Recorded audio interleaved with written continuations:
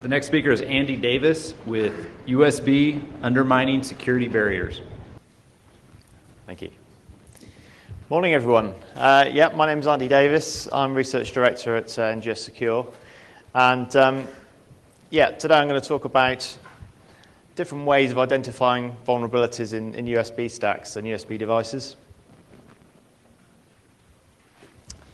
So quick run through of the agenda. First of all, so that I cover off all the terminology associated with USB and make sure everybody's on the same page with how USB works. We're going to go through a quick USB primer, talk about some of the previous work that's been done in this area, as a number of people have approached USB security from different ways over the years. We're then going to look at different vulnerability classes associated with USB bugs, and then talk about specifically some of the research that I've been involved in, the development of a bespoke USB fuzzer, implementing a more powerful fuzzer using commercial test equipment, then bringing it all together, showing you a demo of what the fuzzer can do and the kind of bugs that it can uncover. After that, we'll bring it all together and talk about the actual real-world security impact of some of these bugs, because a lot of people will look at USB-type vulnerabilities and say, yeah, but what does that really mean to me, mean to my business? And then finally, we'll wrap up with a conclusion. So, USB. I'm sure I don't need to tell anyone in the room that it's absolutely everywhere these days. PCs to PlayStations, TVs to toasters. Yes, you can get USB toasters. In one of our offices in the UK, we've got a USB-enabled microwave oven. So the fact that USB as a technology is so widespread means that any potential vulnerabilities in the way that USB processes data, in the way that it works, can have a huge impact across lots of different technologies. So as I said, we're going to start with a quick USB primer, just to explain how the technology works and what it's all about. So USB was designed a few years ago. I'm sure many of you, if you remember back to the days of PCs where if you wanted to connect peripherals, you had to install ISA cards and PCI cards and setting interrupts and all kinds of stuff, and it was really a right pain to get anything to work together. So a bunch of different companies got together and thought, wouldn't it be great to have this universal approach to connecting peripherals to PCs, and that's how USB was born. There are 3 speeds of data transfer, and this is associated with USB 2. The majority of the stuff that I'm going to talk about in this talk is USB version 2.0, which is the most popular around today. There are other versions, there are older versions, and of course the newer version 3.0, which I'll touch on when I'm talking about comparisons with the different technologies. But the majority of the stuff will be focused on USB 2.0. So you've got these, initially there were 2 speeds, low and full. Wasn't particularly forward-thinking of them to call it full speed, because then of course FireWire came along and they needed an even higher speed. So high speed is significantly faster than full speed. USB as a architecture is a tiered star topology. So basically you've got a single host controller, which in most cases is a PC, and you can have up to 127 slave devices. Now the restriction of the 127 is purely down to the amount of bits that can be allocated to an address in one of the structures that are used. So you can plug devices into a hub, and you can plug hubs into hubs, but the maximum number of tiers you can have of hubs connected to other hubs is 6. Host is always the master. So in a traditional scenario where you've got a PC connected to a whole bunch of USB devices, it's the host, your PC, that initiates the communications with the devices. You can't have devices talking to devices or devices saying, I want to do something, I want the host to do something for me. There is one exception to that. There's another USB protocol called On the Go, which I'm sure some of you will have heard of. And the concept of On the Go is to allow a bit more functionality within devices, to allow devices to talk to others. So let's say you've got a USB camera and you want to print out some photos that you've taken on that camera. Instead of having to download the photos onto your PC, then print from your PC, you could just connect your on-the-go enabled camera directly to your on-the-go enabled printer and just print directly from the camera. But that's a separate protocol and not something that I'm going to talk about in any detail today. So USB is a bus. So when the host is communicating, all the devices on that bus can see the data, but they only process the data associated with the address that's been allocated for that device. So once a device has been enumerated and it's up and running on the bus, it's been allocated an address, and data associated with that address gets processed by that device. Each USB device has got a number of so-called endpoints, and each of these endpoints is a source or sink of data. So you can have up to 16 out and 16 in, out being from the host to the device, and in from the device to the host. And there's a special endpoint called endpoint 0, which is used for specifically controlling the device rather than exchanging data in its normal usage. A pipe is logical connection between host and a particular endpoint. There's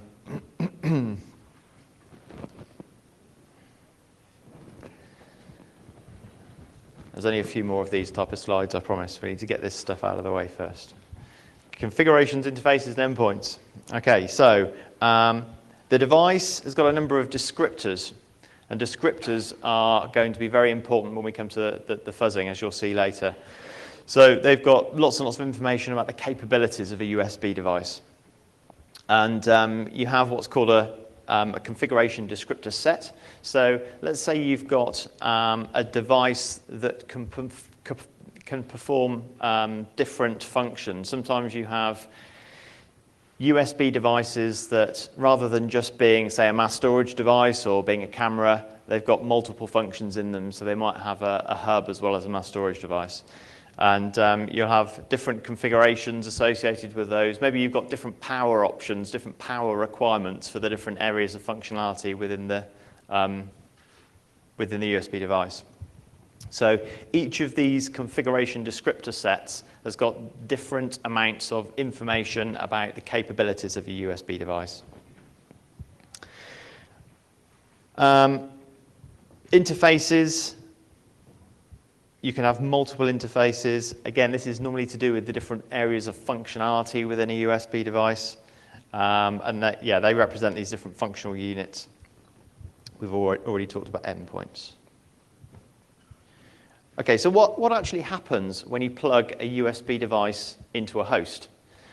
I'm sure many of you will have an idea of what you see, certainly from a Windows perspective, when you plug in let's say a USB mass storage device. You'll see a little pop-up saying, this is the vendor name and this is the type of device it is. But what's actually going on under the hood from the moment that you plug it in until the moment that you can use the device? Well, the first thing that happens is within the USB interface, you've got a power line and a ground line, and then you've got two data lines, one called D plus and D minus. And when you plug the device in, at an electronics level, there is what's called a pull-up resistor, which connects onto the data line, and it will indicate to the host that a physical device has been connected to the USB bus. So the host says, okay, right, we've got some technology that's been connected into us. I'd like to start grabbing some of these descriptors because I want to find out what this device does and what I can use it for. So it requests the device descriptor and asks for what the maximum packet size is that can be used within USB, and using address 0, special address that happens at setup time. It then resets the device and so that it's in a known state, and allocates an address somewhere between 1 and 127 for the device so that it can be used. It then asks again for the device descriptor. The first time was just to get the max packet size so it could work out how it could communicate with it. This time it's actually asking for the basic capabilities of the device. And this is all happening within the host controller interface driver. So that's the driver that comes bundled within your OS that understands what USB devices are and how to initially communicate with them. Once that's happened, information starts communicating with the USB bus driver. And what that says is, okay, I want a bit more detail about this device. I know within the device descriptor, it's specified things like the vendor and the type of product, which we'll come back to in a minute. But now it's asking for more specific information. So, for example, those configuration descriptor sets that I talked about, those all get downloaded. And string descriptors, as I said, when you plug in a device, certainly in Windows, you'll see the little pop-up saying the strings that come out of the string descriptors that say, yeah, this is a mass storage device or whatever. And then one of those configuration sets is chosen by a set configuration command, which is sent to the device. Now, at that point, it's almost ready to go. What it needs to do is, if, for example, it's a pretty standard device that the operating system's likely to understand by default, like a mass storage device or maybe a keyboard or a mouse, that kind of thing, those device drivers come bundled with the operating system. But the way that the operating system knows which one of those drivers to load goes back to the information it got from the device descriptor. There's things called vendor IDs and product IDs, and that information is stored in there. So it basically uses those in a lookup table to work out which device drivers it needs to load so that you can actually start using that device. So I mentioned device descriptor. Here's an example of one. All these descriptors are just data structures that are exchanged at the time when the USB device is plugged in. And the vendor ID and product ID, these numbers here, are what are used to identify which device driver to load the operating system.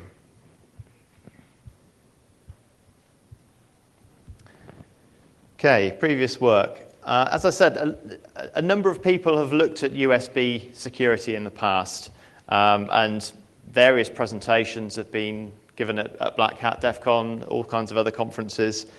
And a number of different approaches have been taken to try and identify flaws within USB driver stacks. And incidentally, the majority of the presentations that I've seen and previous research that's been done has been focused on looking at vulnerabilities within the USB host rather than the USB device. I won't go through each individual person and explain what they did, but the types of approaches kind of fall into a number of camps. There's the virtualization approach, where you place the host that you're trying to fuzz within a virtual environment, and then you're intercepting the USB communication into that virtual environment and then fuzzing it that way. Another approach was to use USB over IP. So fuzzing actually at the IP level. So again, you're kind of like sitting as a proxy in between the USB host and device, but that point is over IP in that instance. And then there's other people who have taken the hardware-based approach, developed some kind of microcontroller-based solution to emulate a USB device, and then because they've got control of that emulated device, they can fuzz all the information within the descriptors from that. The big problem with all of these solutions is they're all very either host or device specific. They're all, the majority of them are focused on specific classes of USB type devices to emulate. So I wanted to come up with some kind of more generic approach to testing this stuff. And black box testing of USB device driver bugs is very, very difficult because let's just say you've got this device with a USB interface in it. And the thing that got me thinking about this is there've been several kind of security tests that we've had in our company where we've had kind of an oddball box that gets delivered and it's got various interfaces, and the client just wants us to tell us how secure it is. And there are a number of ways of doing that. Obviously, if they're going to provide the source code associated with the drivers, you can do some kind of code review on it. But as you all know, code reviews don't find all bugs, certainly within the constraints of commercial code reviews where there's some kind of restraint on the testing time. It's always useful to have a combination of static code analysis and also some kind of runtime analysis. So I wanted to come up with some kind of runtime analysis approach that would apply to any black box that's got a USB interface in it. But yeah, it's difficult when you've got no real view of the firmware. It's hard to debug. How do you know what's going on when it's crashed? Hard to hook into it. And it's very difficult to get a PC to actually pretend to be a USB device because it's so geared up to be a USB host controller. There's some serious driver development required to get it to pretend to be a USB device. So I needed a different approach. Before we go on to what approaches I took, I thought I'd cover some of the different vulnerability classes that I've seen associated with USB bugs. And just to explain, in this slide, the ones that are highlighted in bold relate to bugs that we've found during this research. The other ones are publicly released information that I've had no involvement in. So as you'd expect, bearing in mind that this is standard software, okay, it's drivers. It's not just drivers, there's some userland software bugs that can be triggered via USB as well, but the majority of the stuff is driver code. But as you'd expect, there are some pretty conventional vulnerability classes that can be triggered within the USB environment. So stack overflows, there are a number of string descriptors, string descriptor-based overflows in Linux and Windows XP that have been discovered. And there was one, a Solaris hub class descriptor that we identified. Integer and heap overflows. I'm sure you are aware of the Sony PS3 hub class based hack and some of the jailbreak type stuff with the Apple iPod. So the Apple iPod one, you can see that's called 0xA1,1. That's kind of referring to the control message, the USB control message. So because we're talking about a USB device here rather than a USB host, we're not fuzzing descriptors. That's a control message sent from the host to the device. Null pointer dereference, that's quite an interesting one. In a lot of cases, in the majority of cases, if you find a null pointer dereference as part of your fuzzing, it's not going to be exploitable.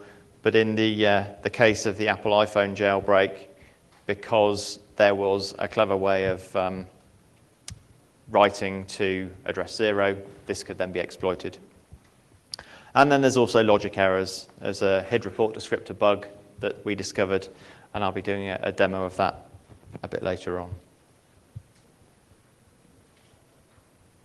So, how did I go about it? Well, the first thing I thought is the most mileage that came out of research that I've seen presented in the past has always been where people have developed their own hardware. They've created some kind of microcontroller-based solution whereby they can emulate some kind of a USB device. You've then got full control of what that device does, what it sends to the host, and therefore you've probably got most flexibility to fuzz the device drivers that are at work. It uses the Arduino. I'm sure many of you are aware of the Arduino as a flexible development, kind of fast prototyping solution. And I'd done some work with Arduino in the past, so it seemed like the obvious solution for me. There were some drawbacks. It only emulated USB HID devices. I wasn't going to reinvent the wheel. People had done some work. Yep.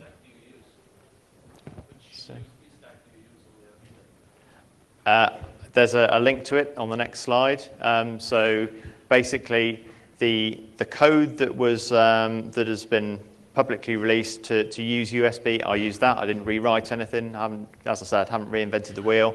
There's interfacing solutions that are out there from a hardware perspective.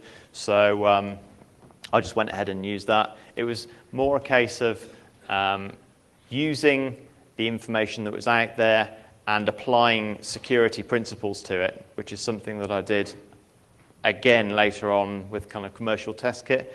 And that's the fundamental issue here. The fact that, yes, there's a lot of technology out there that will enable you to do this kind of stuff, but the people who've developed that technology haven't really thought about using it in a security context, and that's what I did. That's what I did in this instance. It wasn't a very flexible solution using the Arduino. It only really allowed semi-automated fuzzing because some of the stuff that I needed to modify and resend and manipulate was deep within the driver code, so I had to kind of keep recompiling it. But it did find some serious bugs. It found some bugs in Windows 7, Windows XP, and Apple OS X. So it gave me kind of a justification that there was something here. Although people had done, various bits of research on this in the past, they certainly hadn't used that to identify all the kind of main bugs within these major operating systems. So having found those, I thought, well, I'm onto something here, but this technology, the Arduino approach, is not necessarily the way to go if I want a kind of a platform and device independent approach. It wasn't really fast enough to emulate anything other than HID devices. So the driver code associated with the USB HID device, there's a link there to download that. And there's the simple interface that's used to enumerate. So just to explain, if anyone's used to using the Arduino microcontroller, I'm not using a USB shield here. I'm just talking directly to the data pins via that little circuit there. And then the code that's freely available to download will interface with that. And then I applied my kind of fuzzing principles to the code within the driver.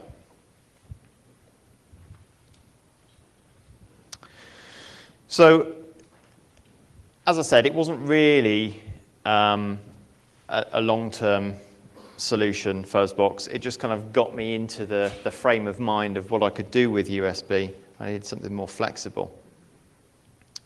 And after quite a lot of hunting around, I discovered that there's a bit of commercial test kit available that seems to do most of the things that I needed. And it did involve quite a lot of hunting around because there's a large number of solutions out there to capture USB traffic, all the way from kind of freeware, Linux, USB sniffers, all the way up to really expensive commercial test kit. But there's not actually that many solutions around that will allow you to play back captured USB traffic, and that was the key. That was what I really needed. So I can capture and play back.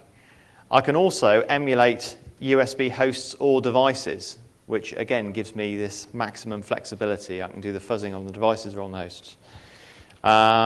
It's got an understanding of all the different USB device classes. So if you think of this device as kind of a hardware-based Wireshark for USB, and the device classes being dissectors, like in Wireshark, it's that kind of thing. And it's another thing that was very, very useful to the way I wanted to use this device was it has its own inbuilt scripting language that allows you to generate the USB traffic. So you can either capture a session, plug in a USB device and capture all the traffic between that host and the host and that device and generate a script from that, or you can write a script from scratch using this the scripting language. So pretty flexible and relatively cheap, about $1,200 as a base solution. The only major drawback of this technology is the fact that it doesn't have a software API to control it. There's software that comes with it, a GUI-based kind of front end that allows you to manipulate the device and get it to execute these scripts and things. But certainly at the moment, there's no kind of automated way of controlling that, so I had to get around that. So this is what the GUI looks like. Probably a little bit small for you to see all the detail there. But essentially on the left-hand side here, this is a capture of communication between a USB device and a host on plug-in. And you can drill down to, all the way down to timing information, much more information than I actually needed. But if you select one of these, that's the response from a get device descriptor request, and you can see on the right hand side here that shows the device descriptor that's being sent back by the device, and then down at the bottom it shows you the actual individual bytes associated with that descriptor. So I mean for me, certainly at the beginning it was quite a useful learning experience trying to understand all the information within these different descriptors. And this product kind of like helped me pull all that information out rather than just wading through all the different standards documents and trying to interpret what all those bytes represent. I mentioned the generator script. This is an example of a generator script that was created as a result of that capture that you saw in the previous slide. It's all pretty nicely laid out. It's quite straightforward and easy to use. There's lots of comments that get automatically put in there to explain what the different sections are. And when you create a generator script from a capture, you either decide that you want to emulate the host or emulate the device. And it still includes all the other side of the communications traffic, but just comments it out. That's what you can see in green there.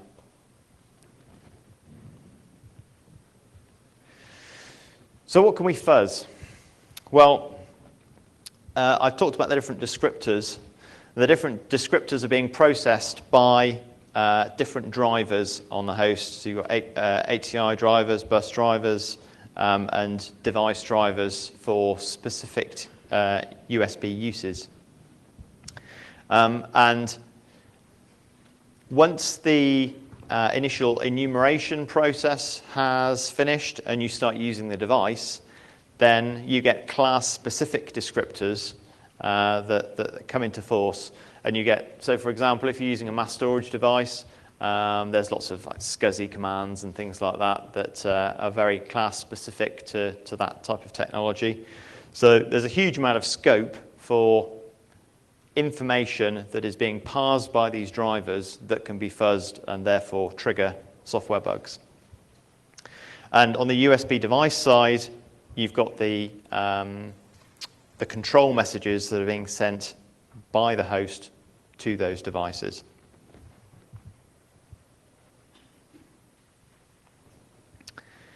So why is this different? Well, I've kind of covered a lot of this already, but the previous approaches have been focused on testing or emulating specific devices or hosts.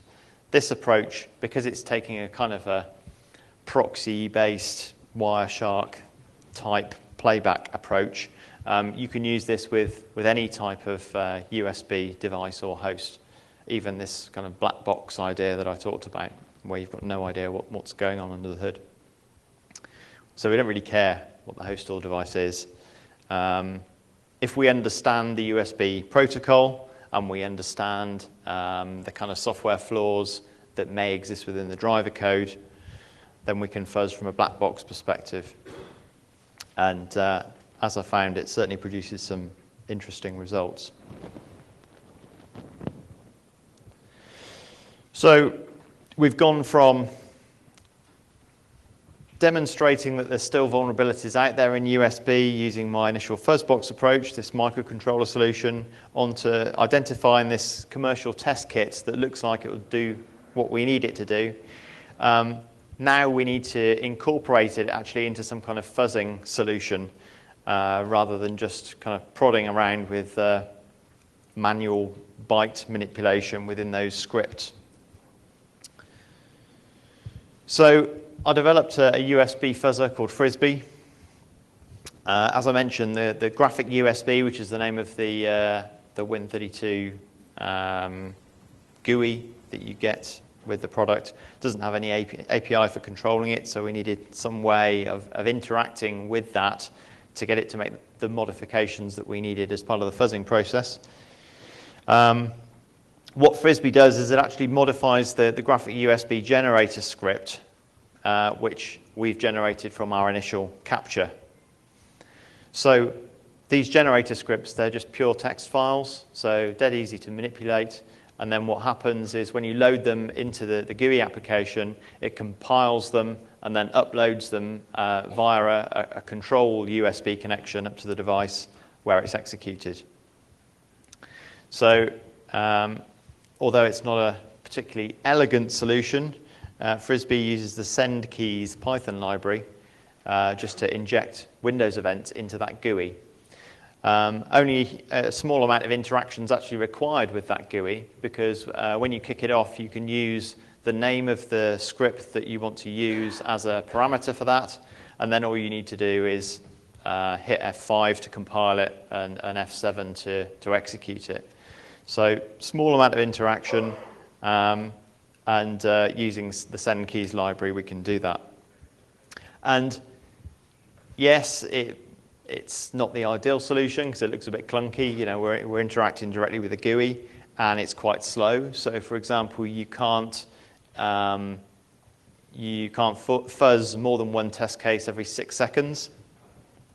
I discovered that if you try fuzzing any faster than 6 seconds, which I could do with my Arduino, the USB host controller code in most cases just can't keep up because the host controller is expecting a human being to be plugging in a USB device, and then it sits there and goes through its enumeration phase. And because it's expecting it to be in kind of human time rather than computer time, if you try and speed that process up, the code hasn't been written to cater for that.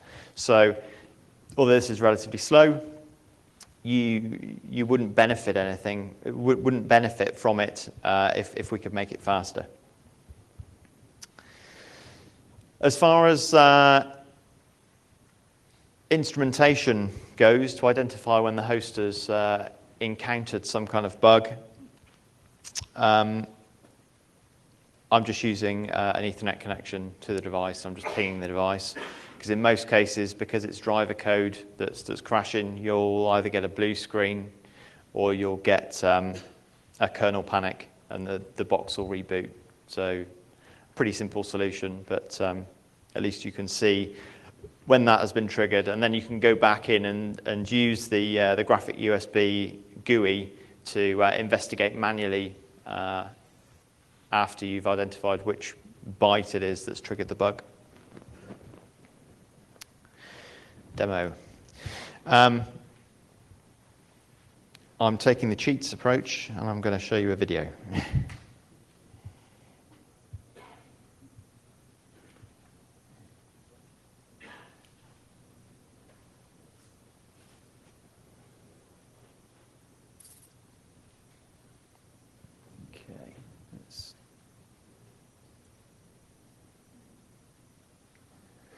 Okay, so I mentioned earlier that we discovered a bug within the Windows 7 USB HID driver. There are actually 3 different bugs that we found within this particular area. So this is a demo of one of those. And as I'm sure you can appreciate, watching a fuzzer running isn't the most exciting thing at the best of times, so please bear that in mind.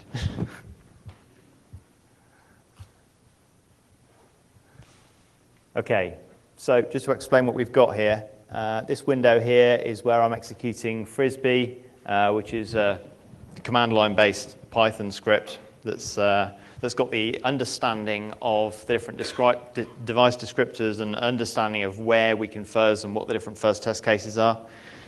That's then interacting with graphic USB. This is the graphical front end to the device.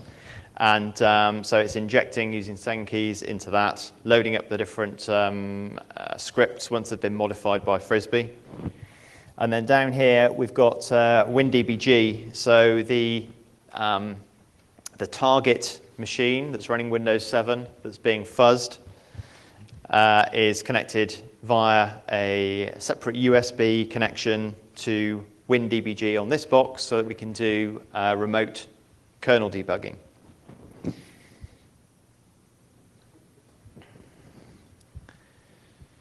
So it's running some different test cases. You can see over here, graphic USB is generating the traffic associated with each of those fuzz test cases.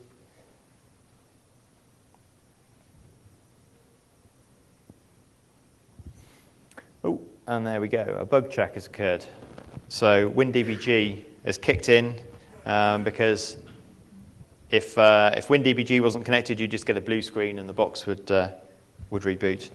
But we're connected with WinDBG. It says that it's identified the vulnerability in hidpars.sys. And using bang exploitable, looks like it's probably exploitable. And the other, I said that there were 3 of these. 2 of the 3, bang exploitable says it's probably exploitable. The other one is not quite so sure. We're still investigating the full exploitability of those. And once we work out how to fully exploit them, I'll do a demo at a subsequent event and show you an exploit.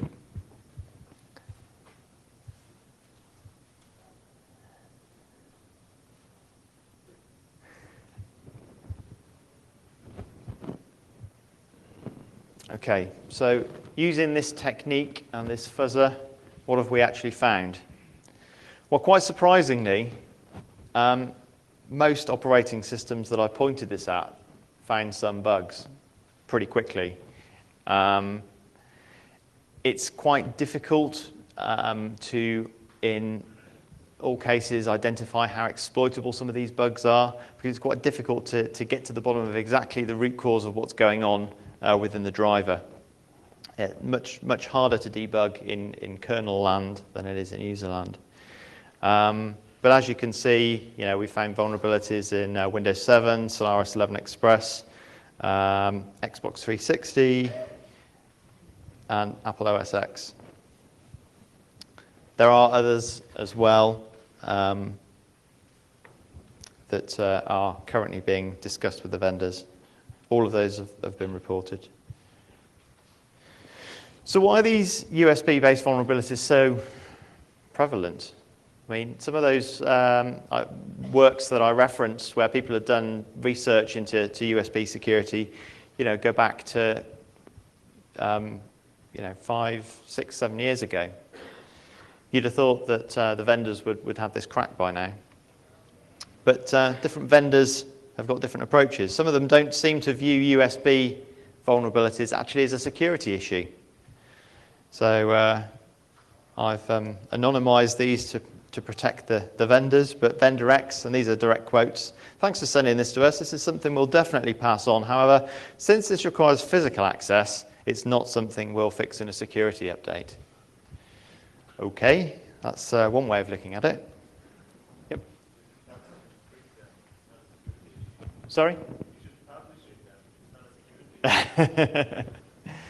Yeah, I need to think about lawyers. And also, knowledge of how to emulate USB devices is certainly not widespread. Different vendor. These are both major vendors, by the way. Yeah, we think we fixed the issue, but we need to get you to test it as we don't have the ability to replicate your attack.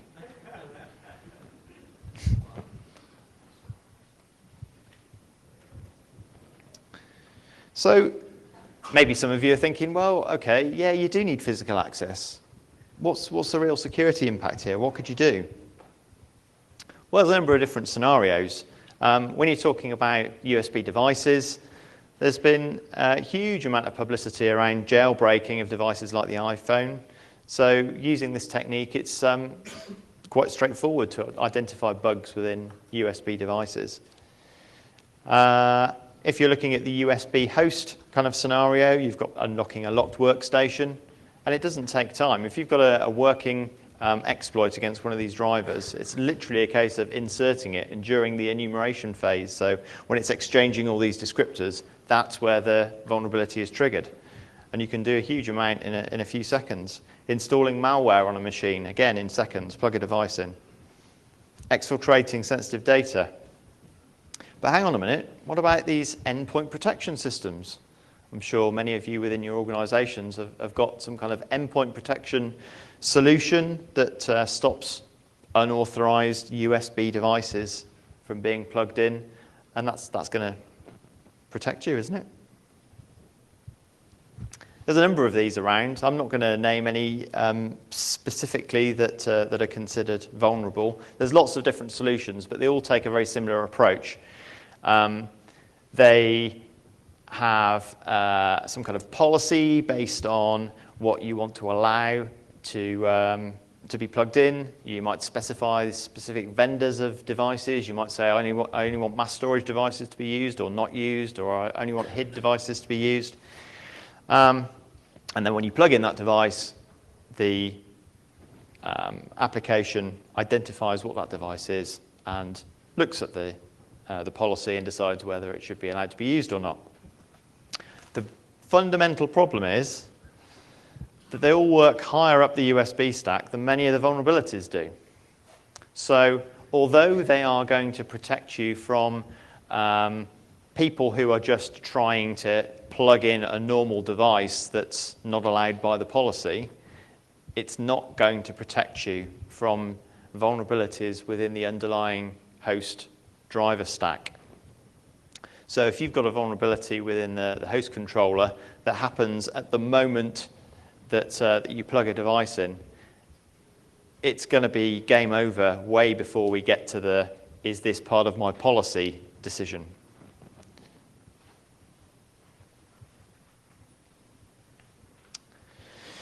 So conclusions. There's plenty of USB vulnerabilities out there. I've only really been doing this research since the beginning of the year. So I was quite surprised at the amount of vulnerabilities across different operating systems that we found so quickly. Yes, you need some kind of limited physical access in order to potentially exploit some of these vulnerabilities, certainly to trigger them. USB vulnerabilities certainly constitute a serious security risk. Once you've got to the stage where you've actually got a working exploit, exploiting one of these driver bugs, there's a huge amount of potential damage you could do in a corporate environment.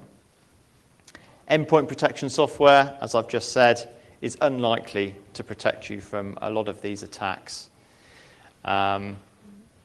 That's not to say that endpoint protection software is bad. As I said, it's certainly going to protect you from the more kind of standard approach of people just trying to insert devices that are not allowed to or that are not within the policy. But targeted USB driver-based attacks are not going to be prevented by these products.